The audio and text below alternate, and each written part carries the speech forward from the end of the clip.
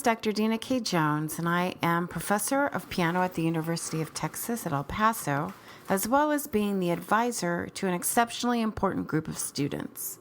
Let me tell you a bit more. For the past 4 summers, I have been on faculty and have served as both solo and chamber pianist at the Orfeo Summer Music Festival, which usually takes place annually in northern Italy. For 2 weeks, I join other international faculty and students, and we devote 14 intense days to the serious study and performance of music. To say it's magical there is an understatement. During the summer months, Vipiteno Sterzing is a getaway for European tourists, as this medieval village, in addition to housing an original clock tower, also boasts of fine dining, shopping, outdoor activities, and yes, a classical music series. During the winter, it turns into a ski resort as the Italian Alps cradle the small town. I have been fortunate enough to take UTEP piano students with me every summer thus far, and to see their progress, along with the strong friendships they build, is life-changing for them and for me. There's also another unique connection to this place. As brilliantly abridged by Italian expert Rebecca Ann Hughes, this region, known as both the South Tyrol German state and the Alto Adige Italian state, quote, has a complex and moving history. In 1918, South Tyrol, formerly governed by the Austro-Hungarians, was annexed by Italy, drawing a frontier along the Brenner Pass, a mountain route through the Alps that forms the border between Italy and Austria.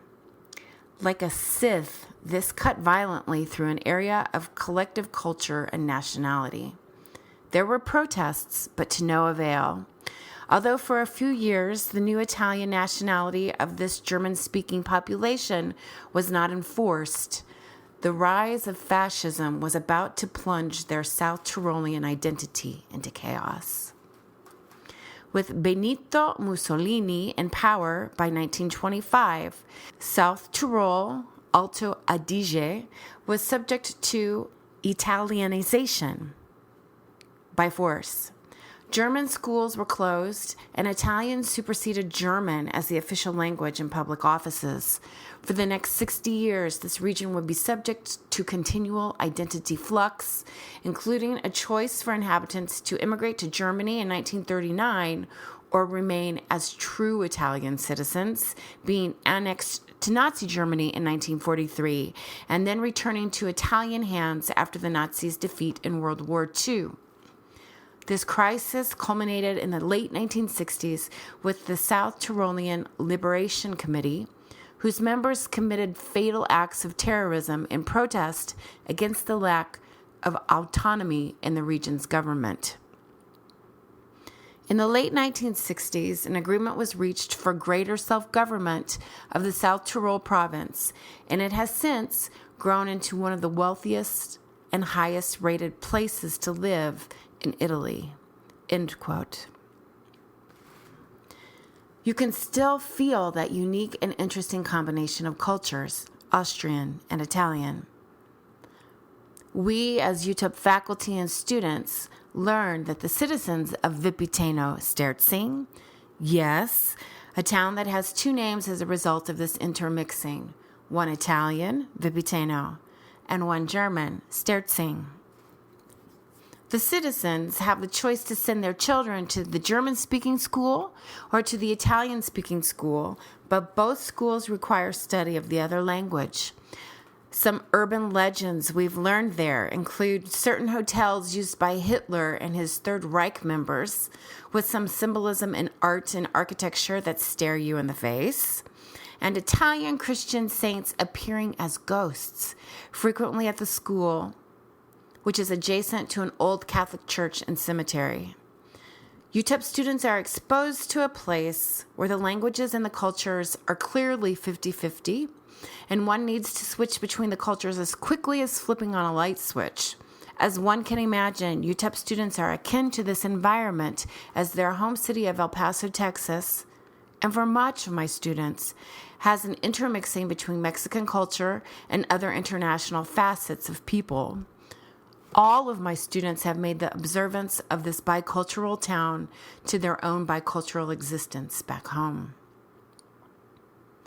At Orfeo, the 2 weeks are full of lessons, classes, rehearsals, coachings, performances, hiking, and visiting famous nearby historic European cities. There is also a fair share of eating gelato, pizza, and pastries, as well as drinking coffee in order to maintain cerebral strength for all hours of the day, which tends to last well over 12 hours of work. Throughout the day, faculty and students study. In the evening, performances abound. With concerts performed in venue spaces that are hundreds of years old, with European audiences who truly know how to listen to, critique, and completely focus on classical music concerts. For example, there are no cell phones there. Students observe their faculty performing as well as try themselves. And through this environment, students grow, students develop. All of the students have noted they love the interaction between all faculty and all students. Although there is a healthy level of competition, especially for self-growth, there is a stronger bond of brother and sisterhood. Besides the high-level intense study and performance, another one of my favorite attributes of Orfeo is that travel to nearby historic cities. So far, UTEP students have seen Milan and Verona, Italy, Munich, Germany, Innsbruck and Salzburg, Austria, Paris, France, and Madrid, Spain, among other lesser-known towns. The program actually sets up excursions for students and faculty, and you can even venture out on your own. One UTEP student loved the home of Mozart so much that she is contemplating a year's study of music in Salzburg. After attending my first festival back in 2016, I immediately spoke with my chairman, Dr. Steve Wilson, asking him how I could raise funds in order to take more students with me to Orfeo. He encouraged the establishment of a student organization within the piano area, and thus the group Holos Piano Collective began.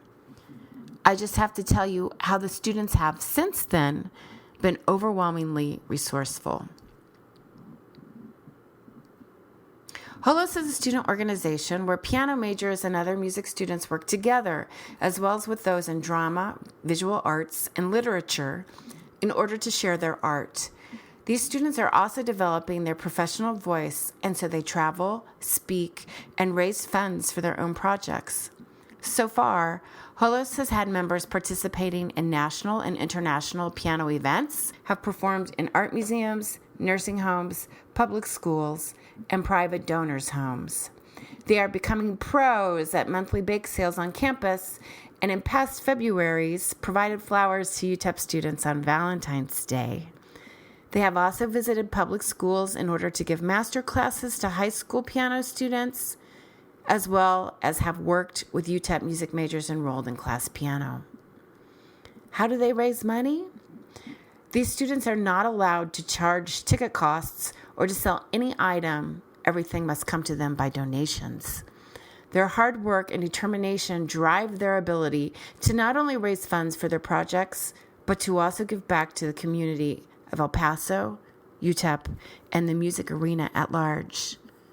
I applaud their efforts, and I am proud of them. I would like to bring more awareness to their efforts. As one can imagine, the costs for such an experience like attending Orfeo are not light, and international summer music festivals are not the only activities the Holos members want to pursue. They want to develop other projects as well. I am the advisor of the group, and I encourage their ideas, energy, and creativity, as well as to assist them in pursuing whatever it is they want. A sort of mother hen figure, I help the students to represent themselves in UTEP at the highest levels of professionalism. At the end of the last academic year, they had a total of just under $3,000, which has been so exciting to witness. Holos has 3 officers of president, vice president, and treasurer, and 12 other members. With the pandemic of 2020, the Orfeo Summer Music Festival, which has run consecutively for over 20 years, was canceled. One of the Holos members, Cristina Ramirez, had already applied and been accepted. The great news is that she will be able to keep her tuition and fees in order to apply them for the 2021 festival. Perhaps there will be other students who want to join her as well, and other projects that will also need funding. What I adore about this Holos Piano Collective is that students must really learn how to run their own show. They are required to pursue activities that include planning and organizing, public speaking, solo and chamber music performance, budget evaluations, letter writing, website development, piano pedagogy, dressing professionally, promotion and publicity, carrying themselves professionally, and interacting with people, amongst so many other things. I want to thank Dr. Steve Wilson and Dr. Dennis O'Hearn for the opportunity to tell all about the Holos Piano Collective, and to thank you in advance for your consideration of learning more about our UTEP student group, as well as these outstanding individuals. I personally believe they are the ones to be on the lookout for in our future.